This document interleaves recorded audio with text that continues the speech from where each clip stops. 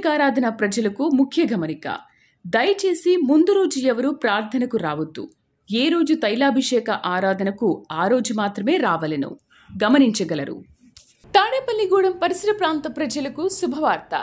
ప్రార్థనాశక్తి తైలాభిషేక ఆరాధన ప్రతి నెల మొదటి బుధవారం సమయం ఉదయం 10 గంటల నుండి NK highway grounds, Autonagar, Gudem highway bypass road, Tadepalligudem. ప్రార్థనాశక్తి తైలాభిషేక ఆరాధన ప్రతి నెల మొదటి గురువారం సమయం ఉదయం 10 గంటల నుంచి. స్థలం తూర్పుగోదావరి జిల్లా అమలాపురం దగ్గర ఉప్పలగుప్తంలో.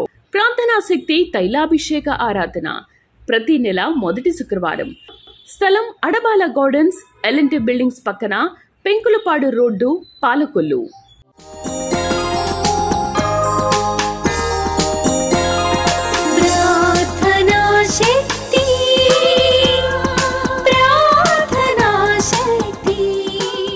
ప్రార్థనాశక్తి తైలాభిషేక ఆదివారపు ఆరాధన సమయం ఉదయం 10 గంటల నుండి 1 గంట వరకు.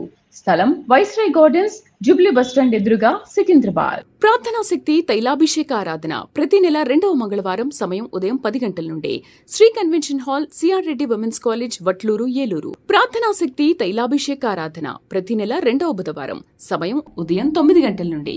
స్థలం airport road, quarry market, Renuka apartment దగ్గర, రాజమండ్రి. ప్రార్థనాశక్తి తైలాభిషేక ఆరాధన ప్రతి నెల 2వ గురువారం సమయం ఉదయం 10 గంటల నుండి. స్థలం సుబ్బలక్ష్మి కళ్యాణ మండపం, railway new colony, Srikanya theatre, Visakhapatnam. ప్రార్థనాశక్తి తైలాభిషేక ఆరాధన ప్రతి నెల 2వ శుక్రవారం సమయం ఉదయం 10 గంటల నుండి. స్థలం కాపు కళ్యాణ మండపం, ఎన్ఎఫ్సిఎల్ రోడ్, ఆర్టీఓ ఆఫీస్ పక్కన, ఆర్ఆర్ నగర్, కాకినాడ. ప్రార్థనాశక్తి తైలాభిషేక ఆరాధన ప్రతి నెల 2వ శనివారం సమయం ఉదయం 10 గంటల నుండి. స్థలం కూరగాయల మార్కెట్ ఎదురుగా, government degree college road, Ravulapalem. ప్రార్థనాశక్తి తైలాభిషేక ఆదివారపు ఆరాధన సమయం ఉదయం 10 గంటల నుండి 1 గంట వరకు. స్థలం వైస్రాయ్ గార్డెన్స్, జూబ్లీ బస్టాండ్ ఎదురుగా, సికింద్రాబాద్. యేసయ్య నామములో మీకు వందనాలు తెలియపరుస్తా ఉన్నాను. ఈ దినము కొరకు దేవుడు సిద్ధపరిచిన వాగ్దానాన్ని మనం స్వాధీనపరచుకుందాం. పరిశుద్ధ గ్రంథంలో నుండి యెహెజ్కేలు గ్రంథము 36వ అధ్యాయము 30వ వచనాన్ని మనం ధ్యానం చేసుకుందాం.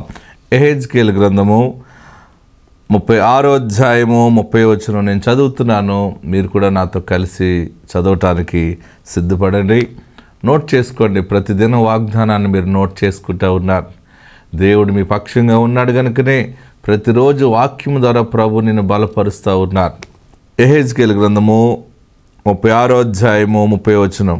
అన్యజనులలో కరువును గూర్చిన నింద మీరిక నొందకుండునట్లు చెట్ల పొలములను, భూమి పంటను నేను విస్తరింపజేసేదను. ఈరోజు వాగ్దానం చూడండి. అన్యజనులలో కరువును గూర్చిన నింద మీరిక నొందకుండినట్లు చెట్ల పొలములను, భూమి పంటను నేను విస్తరింపజేసేదను. మీరు ఎక్కడున్నారో, ఏ ప్రాంతంలో ఉన్నారో, పరిస్థితులు ఎవరి బాగోలేవు, అందరికీ ఆర్థిక ఇబ్బందులు ఉన్నాయి, ఎవరు పంట సరిలేదు, ఎవరు వ్యాపారాలు బాగోలేదు, కరువు అందరినీ వెంటాడుతూ ఉంది, ఏ కుటుంబంలో చూసినా అప్పులే ఉన్నాయి. మరి ఇలాంటి పరిస్థితులు మనం ఏమైపోతాం అని అనుకుంటున్నావా? మీకు కూడా ఇబ్బందులు ఉన్నాయా, అప్పులు ఉన్నాయా? పరిశుద్ధాత్మ దేవుడు ఈరోజు మీతో మాట్లాడుతూ ఉన్న గొప్ప మాట ఏంటంటే, మీ పంటను ఆయన విస్తరింప చేస్తాను అన్నాడు. మీ భూమి పంట విస్తరింప చేస్తాను. ఎంత చక్కగా వాగ్దానం అనుగ్రహిస్తూ ఉన్నారు చూడండి. చెట్ల ఫలములను, భూమి పంటను నేను విస్తరింపజేసేదను. మరి ఇంతవరకు ఏ భూమిలో లాస్ అయ్యేవో, ఏ వ్యవసాయం చేసి లేకపోతే ఏ ఆక్వా కల్చర్లో లాస్ అయ్యేవో, నా భూమి పండలేదు, లేదా నా చెరువులలో నాకు ఆశీర్వాదం రాలేదు, నా యొక్క చెట్లు ఫలించలేదు, అన్ని రకాలుగా కూడా వ్యవసాయ రంగంలో అభివృద్ధి పొందలేకపోయానని అనుకున్నావు కదా. దేవుడు ఈరోజు ఇస్తున్న గొప్ప వాగ్దానము, ఎవరికి ఎన్ని కష్టాలు ఉన్నా, ఎవరికి ఎన్ని ఇబ్బందులు ఉన్నా కానీ దేవుడు నిన్ను, నీ కుటుంబానికి మాత్రం లోటు రాకుండా పోషిస్తున్నానని మాట్లాడుతూ ఉన్నారు. ఇంకోటి ఏంటంటే, అందరూ పరిస్థితులు ఎట్లున్నా కానీ నీవు దేవుని యందు ఉన్నావు కనుక, దేవుని ప్రేమ నీ మీద ఉన్నది కనుక నీ చెట్ల పంటను, భూమి పంటను విస్తరింపజేస్తానంటాడంటే దిగుబడి బాగా వస్తుంది అనమాట. ఇక మీదట మీ వ్యవసాయాలు అన్నీ కూడా ఆశీర్వాదంగా ఉంటాయి. దేవుడు విస్తరింపచేస్తూ ఉన్నాడు. ఇంతవరకు అభివృద్ధి లేదు, విస్తరించట్లేదని అనుకుంటున్నావు కదా. దేవుని వాక్యము ద్వారా పరిశుద్ధాత్ముడు నీతో మాట్లాడుతూ ఉన్నారు. అన్యజనులలో కరువు గూర్చిన నింద మీరిక నొందకుండినట్లు చెట్ల ఫలములను భూమి పంటను నేను విస్తరింపజేసేదను. మీ చుట్టూ ఉన్నవారు ఆశ్చర్యపడతారు, ఏంటి అందరి పరిస్థితులు ఎలాగున్నాయి, ఎవరి పరిస్థితి బాగోలేదని, ఈ కుటుంబం ఏంటి వీళ్ళు ఆశీర్వాదంగా ఉన్నారు, వీరు కారు కొనుక్కున్నారేంటి, వీరు ఇల్లు కడుతూ ఉన్నారు, శుభకార్యాలు చేస్తున్నారు, మరి వెండి బంగారాలు కొనుక్కుంటా ఉన్నారు, పొలాలు కొంటా ఉన్నారు, ఏంటి ఎక్కడ వస్తుంది ఎలా వస్తుందని అనుకుంటారు. అదే దేవుని ఆశీర్వాదము. అన్యజనులలో ఆయనకు మహిమ కలిగినట్లుగా, ఆయనకు ఘనత కలిగినట్లుగా ప్రభు మనల్ని హెచ్చిస్తూ ఉంటారు. ప్రియులరా, ఈ వాగ్దానము నీకు ప్రభు అనుగ్రహిస్తూ ఉన్నారు. మీ చెట్లు ఫలములు భూమి పంటను దేవుడు విస్తరింపచేస్తూ ఉన్నాడు. ఇంతవరకు ఎంత పండిందో, ఇంతవరకు ఎన్ని రీతిలుగా ఫలాలు వచ్చినాయో వాటిని దేవుడు 30దంతులుగా 60దంతులుగా 100అంతలుగా విస్తరింపచేస్తున్నారు. ఆ ఆశీర్వాదం మీకు దేవుడు అనుగ్రహించునుగాక. ఆమెన్. పరిశుద్ధ వాక్యాన్ని ధ్యానం చేసుకుందాం. మరిన్ని సాక్ష్యాలతో మనము దేవుడు మనల్ని ముందుకు నడిపించబోతూ ఉన్నాడు. నేను ప్రార్థన చేస్తున్నాను మీ అందరి కొరకు. మీరేమీ భయపడవలసిన పని లేదు. పరిశుద్ధ ఆత్ముడు మనకి తోడై ఉన్నాడు. వాక్య భాగంలోకి వెళ్దాం. మరి నిర్గమాకాండం 33వ అధ్యాయము 33వ అధ్యాయంలో 14-15 వచనాలు మనం చదువుకుందాం. ముందుగా నిర్గమాకాండం 33వ అధ్యాయం 14వ వచనం. అందుకు ఆయన, నా సన్నిధి నీకు తోడుగా వచ్చును, నేను నీకు విశ్రాంతి కలగజేసేదనగా, మోషే నీ సన్నిధి రాని ఎడల ఇక్కడి నుండి మమ్మను తోడుకొని పోకుము. ఆమెన్. హల్లెలూయా. అందరూ బైబిల్ ఉన్నవారు తెరవండి. మీరు తైలాభిషేక ప్రార్థనకు వచ్చినప్పుడు కూడా పరిశుద్ధ గ్రంథాలు తీసుకురావటానికి ప్రయత్నం చేయండి. ఏదో మీరు రహస్యంగా వస్తున్నామండి అంటే అది మీరు జాగ్రత్తగా ప్రయత్నం చేయండి. బైబిల్ కూడా ఉండాలి. ఏ ఉన్నా లేకపోయినా, పర్సున్నా లేకపోయినా బైబిల్ మాత్రం కూడా ఉండాలి. చాలామందికి బైబిల్ లేదు.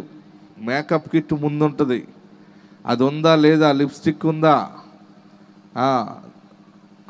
దువ్వెనుందా లేదా, కొంచెం పౌడర్ ప్యాకెట్ ఉందా లేదా, ఇది చూసుకుంటుంటారు. మనం ఏముందా లేదని ఫస్ట్ ఏం చూడాలంటే దేవుని గ్రంథం ఉందా లేదా అని మనం చూడాలి. హల్లెలూయా. ఇక్కడ మనం మోషే వాక్యాన్ని మనం వింటూ ఉంటుంటే ఈ నిర్గమాకాండం 33వ అధ్యాయం 14వ వచనంలో, అందుకు ఆయన, నా సన్నిధి నీకు తోడుగా వచ్చును, నేను నీకు విశ్రాంతిని కలగజేసేదనగా, మోషే నీ సన్నిధి రాని ఎడల ఇక్కడి నుండి మమ్మల్ని తోడుకొని పోకుము. దేవుడు ఒక ప్రత్యేకంగా మనతో మాట్లాడుతూ ఉన్నాడు. గత 3 సంవత్సరాలు మనం ఎన్నో రకాల శ్రమలు బాధలు పడ్డాం. ఈ సంవత్సరం పరిశుద్ధ వాగ్దానము దేవుడు మీకు ఇచ్చి మిమ్మల్ని నడిపించడం ఏంటంటే, ఈ సంవత్సరము 12 మాసాలు కూడా ఆయన సన్నిధి నీకు తోడుగా వచ్చును.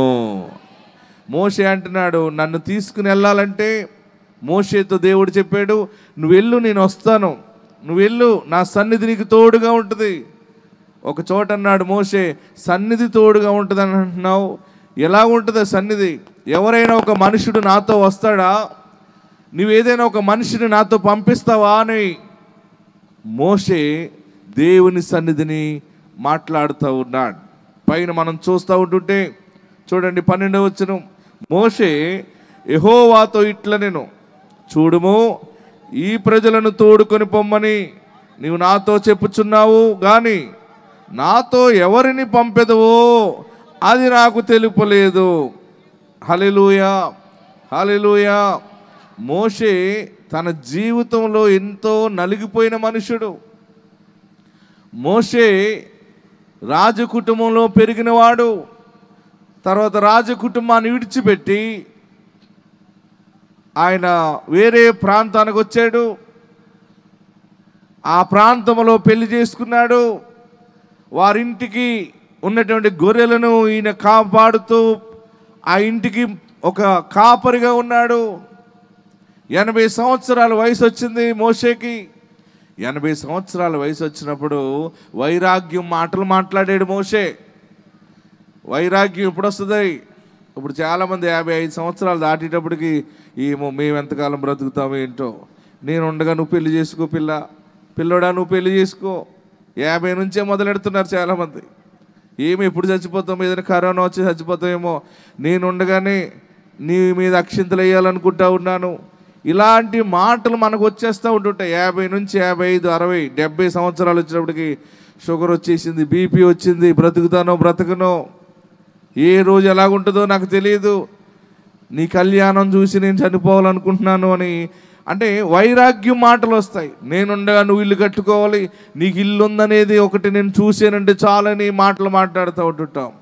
ప్రియులరా, మోషే 90వ కీర్తన మనం చూస్తే, కీర్తన గ్రంథము 90వ అధ్యాయము చూస్తే, ఆయన వైరాగ్యం మాటలు మాట్లాడుతూ ఉన్న సమయం అది.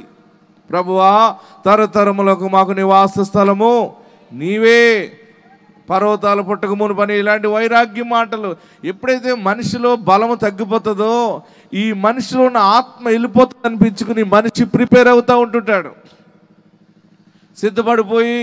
మనిషికి ఆయుష్ 70 సంవత్సరాలు, అధిక బలం ఉంటే 80 సంవత్సరాలు నేను రాజభోజనం తిన్నాను గనక, నాకు బలం ఉంది కనుక నేను దగ్గరగా 80కి వచ్చేసాను, అయిపోయింది నా చరిత్ర అనుకున్నప్పుడు దేవుడు మోషేతో మాట్లాడుతూ ఉన్నాడు. ఆమేన్, హల్లెలూయా.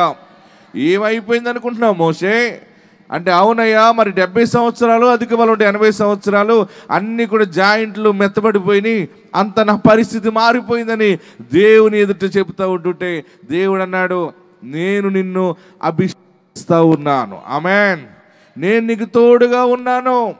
నీవు అయిపోయిందని అనుకోవటం కాదు, అసలైన సేవ ఇప్పుడు చేయాలి. 80వ సంవత్సరంలో దేవుడు మోషేని పట్టుకున్నాడు.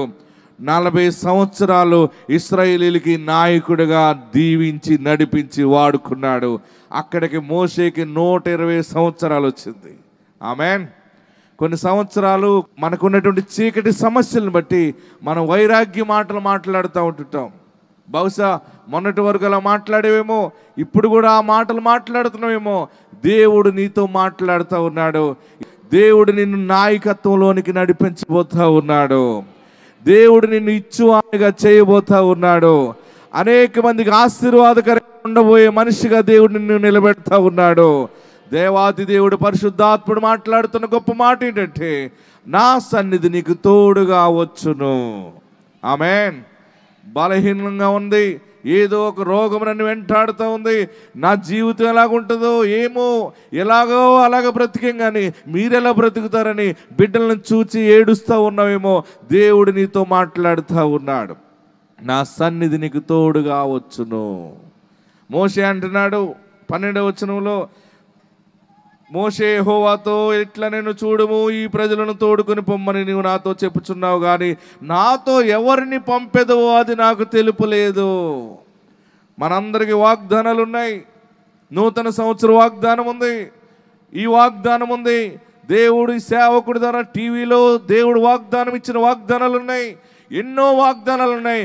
ఏది కూడా నా బ్రతుకుని మార్చలేదని అనుకుంటున్నావేమో, ఆ వాగ్దానాల మీద ఆయన సన్నిధి ప్రకాశించనై ఉన్నది. ఆమేన్, హల్లెలూయా, హల్లెలూయా. మనం అనుకున్న కొన్ని సమయాల్లో ఒక మనుషుడు లేడు నన్ను ఆదరించడానికి, ఒక మనిషి లేదు, ఒక బిడ్డ ఉంటే ఎంత బాగుండు, నాకు ఒక కుమార్తె ఉంటే ఎంత బాగుండు. గర్భం వచ్చినప్పుడేమో మగపిల్లోడు కావాలని కోరుకుంటారు అందరూ.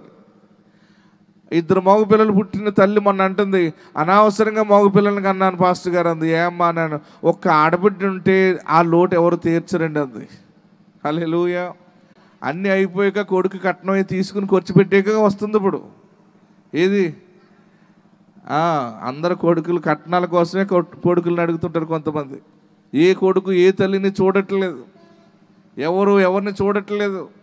ఎంతో కొంత ప్రేమ ఆడపిల్లకే ఉంటుందని చెప్పింది. మీకు ఎంత నవ్వు వచ్చేస్తుందో మీరు ఆ లేడీస్ కనుక, మీకు ఎంత మెజారిటీ ఉంది. ఆమేన్, హల్లెలూయా, హల్లెలూయా. ప్రియులరా, ఆలోచన చేయండి.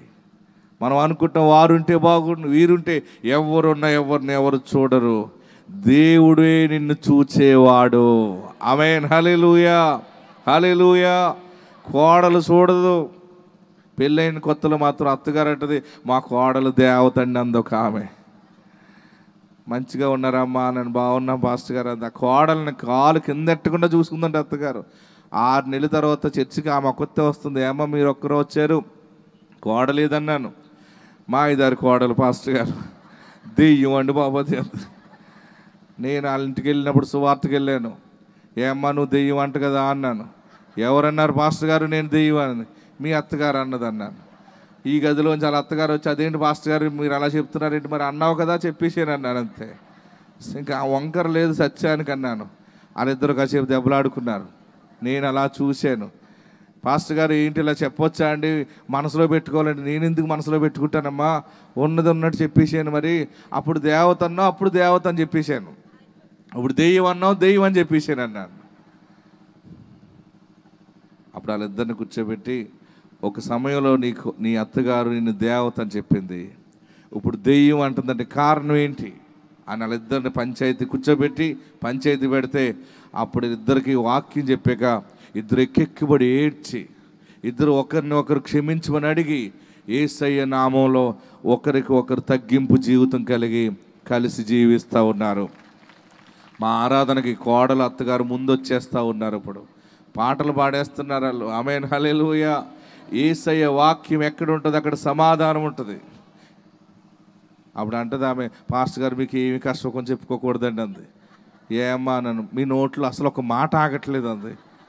నా నోట్లో ఎందుకు ఆగుతుందమ్మా, నేను బోధకుడిని, బోధించేటివే నా పని, వాక్యం బోధిస్తుంటాను, ఇంకేం ఉండవు నాలో అని చెప్పాను. హల్లెలూయా హల్లెలూయా. మోషే అంటున్నాడు, నాతో ఎవరైనా ఉంటే బాగుండు కదా, ఒక మనుషుడు నాతో ఉంటే నేను నీ మీద నమ్మకం పెట్టుకోవడానికి ఉంటుంది. నేనున్నానని చెప్తున్నావు కానీ నీవు నాకు ఉన్నట్టు ప్రజలకు ఎలా తెలుస్తుంది? అప్పుడు అన్నాడు దేవాతి దేవుడు చెప్తున్న మాట ఏంటంటే, మళ్ళీ ఒకసారి 12వ వచనం చదివితే, ఈ ప్రజలను తోడుకొని పొమ్మని నీవు నాతో చెప్పుచున్నావు కానీ నాతో ఎవరిని పంపేదో అది నాకు తెలుపలేదు. నేను నీ పేరును బట్టి నిన్ను ఎరిగి ఉన్నానని నా కటాక్షము నీకు కలిగినదని నీవు చెప్పితివి కదా. హల్లెలూయా హల్లెలూయా. 13వ వచనం, కాబట్టి నీ కటాక్షం నా ఎడల కలిగిన ఎడల నీ కటాక్షము నా ఎడల కలుగునట్లు దయచేసి నీ మార్గము నాకు తెలుపుము, అప్పుడు నేను నిన్ను తెలుసుకుందును అన్నప్పుడు దేవుడు అంటున్నాడు, నా సన్నిధి నీకు తోడుగా వచ్చును. హల్లెలూయా. సన్నిధి అంటే దేవుని దూతలని ఒక చోట అర్థం వస్తూ ఉంది. సన్నిధి అంటే మహిమ అని అర్థం వస్తూ ఉంది. సన్నిధి అంటే దేవుని ప్రభావము. హల్లెలూయా హల్లెలూయా. మనతో ఎవరు అయినా సరే నిజముగా ఒక ఇరుకైన దారిలో మనం వెళ్తున్నప్పుడు, శ్రమలు గుండా ప్రయాణం చేస్తున్నప్పుడు, అప్పులు బాధలతోటి, రోగముతోటి, సమస్యలతోటి, ఎవరికి చెప్పుకోలేని బాధలతో మనం నలిగిపోతున్నప్పుడు ఏ మనిషి మనతో నిలబడలేరు. ఆ సమయంలో మన ఇంట్లో బర్త్డే జరుగుతుందని కూడా అందరూ కూడా మంచిగా పౌడర్ తీసుకుని బాగా వచ్చి కేకులు తినడానికి వచ్చేస్తారు. ఇంట్లో ఏదైనా శుభకార్యం జరిగితే నేను వచ్చి సాయం చేయమంటారా, నన్ను ముందు రమ్మంటారా, వెనకాల రమ్మంటారా అని అడుగుతుంది. మన ఇంట్లో దుఃఖ సమయం వస్తే ఏ మనుషుడు మన ఇంటికి రాడు. మనం నిజంగా బాధపడుతూ ఉంటుంటే, అమ్మో మీ దరిద్రం నాకు అంటుకుంటుందేమో, మీ ఇంట్లో మీ బ్రతుకులు ఎప్పుడు ఏడిపే, మీకు ఎప్పుడు అప్పులే, మీకు ఎప్పుడు సమస్యలని మనల్ని ఇంకా గాయం చేస్తారు కానీ ఎవరు మన దగ్గరికి రారు. దుఃఖ సమయంలో, వేదన సమయంలో దగ్గరగా ఉంటానన్న వాడు ఒకే ఒకడు, పరిశుద్ధుడైన యేసు. ఆయన సన్నిధి మనకు తోడుగా ఉంటుంది. హల్లెలూయా హల్లెలూయా. దేవుని సన్నిధి ఏ రీతిగా ఉంటుందో చూడాలనుకున్నాడు మోషే. 2వ సెక్షన్ మనం చూస్తే చూడండి, 17వ వచనంలోకి వెళ్దాం. 33వ అధ్యాయం 17వ వచనం, కాగా యెహోవా నీవు చెప్పిన మాట చొప్పున చేసేదను, నీ మీద నా కటాక్షము కలిగినది, నీ పేరును బట్టి నేను ఎరుగుదునని మోషేతో చెప్పగా అతడు దయచేసి నీ మహిమను నాకు చూపమనగా ఆయన నా మంచితనమంతయు నీ ఎదుట కనపరిచేదను. గట్టిగా చప్పట్లు కొట్టి ప్రభుని స్తుతించండి. నా సన్నిధి నీతో ఉంటుంది, నా మహిమ నీతో ఉంటుంది, నా ప్రభావం నీతో ఉంటుంది. సన్నిధి, ప్రభావము, మహిమ మనతో ఉందనుకోండి, ఎవరు మనల్ని చూడని అవసరం లేదు. దీని అర్థం ఎలాగొస్తుందంటే, మోషే ఇశ్రాయేలీయులను తీసుకెళ్తా ఉన్నప్పుడు ఆ అరణ్య యాత్రలో, ఎడారిలో ముందు రోజు 2 రోజు 3 రోజులు బాగానే ఉన్నారు. తర్వాత కొన్ని రోజులు పోయిన తర్వాత అందరికి ఆకలేస్తూ ఉంది. మోషే దగ్గరికి వచ్చి, మోషే, దేవుడి ఈ యొక్క ఖాళీ ప్రాంతంలో ఎడారిలో అన్నం పెడతాడా? దేవా, వీళ్ళందరినీ తీసుకెళ్ళమని చెప్పావు, ఎలా తీసుకెళ్ళాలి అని అడిగితే, నా సన్నిధి నీకు తోడుగా ఉందని చెప్పావు కదా బాబు, మరి సన్నిధి ఉన్నదని చెప్పినప్పుడు వీళ్ళందరికీ భోజనం కావాలంటే ఎలాగా అని ప్రార్థన చేస్తే ఆకాశము నుండి దేవుని మన్నా కురిసింది. ఆమేన్, హల్లెలూయా. పైనుండి మన్నా ఎక్కడి నుంచి కురిసిందంటే సన్నిధి నుండి కురిసింది. అదే దేవుని షెకేనా, అదే దేవుని మహిమ. మనకి ఏ దారున్నా లేకపోయినా దేవుడు శూన్యములో ఒక బ్రతుకు తెరువు దేవుడు చూపిస్తాడు. నా బిడ్డ ఎలా బ్రతుకుతాడు, నా భార్య ఎలా బ్రతుకుతుందో, నా కుమార్తె ఎలా బ్రతుకుతుందో అని అనుకుంటున్నామేమో. ఏ ఉద్యోగం ఉంది, ఎలా పోషించబడతాం, ఏది చేసుకుని బ్రతకాలో మాకు అర్థం కావట్లేదని అనుకుంటున్నామేమో. ఈరోజు దేవుడు మీ కుటుంబాలతో మాట్లాడుతున్న మాట ఏంటంటే, ఆయన సన్నిధి మీకు తోడుగా వచ్చును. ఆ సన్నిధి ఉన్నప్పుడు అన్నం పెట్టేవాడు ఆయనే. అందరూ మన్నా తినేసారు ఫుల్గాని. తిన్న తర్వాత అందరూ ఏరుకుని బాగా సంచుల నిండా కూరేసుకుని వారు గుడారాల్లోకి పట్టుకెళ్ళిపోయారు. దొరికిందేమో బాగా తినటం మొదలుపెట్టారు. బాగా తినేసిన తర్వాత కంఠం దిగట్లేదు వాళ్ళకి, పీకిల దాకా తినేసారు ఇశ్రాయేలీలు. తిన్న తర్వాత నీళ్ళు కావాలి, ఎక్కడ నీరు దొరకట్లేదు ఎడారిలోని. మళ్ళీ మోషే దగ్గరికి వచ్చారు, మోషే నీళ్ళు కావాలి ఎలాగా? అప్పుడు మోషే ప్రార్థన చేశాడు, ప్రభువా నీ సన్నిధి నాకు తోడుగా ఉంచానన్నావు కదా, ఇప్పుడు మాకు నీళ్లు కావాలి అంటే బండలో నుండి దేవుడు నీళ్లు అనుగ్రహించాడు. హల్లెలూయా, హల్లెలూయా.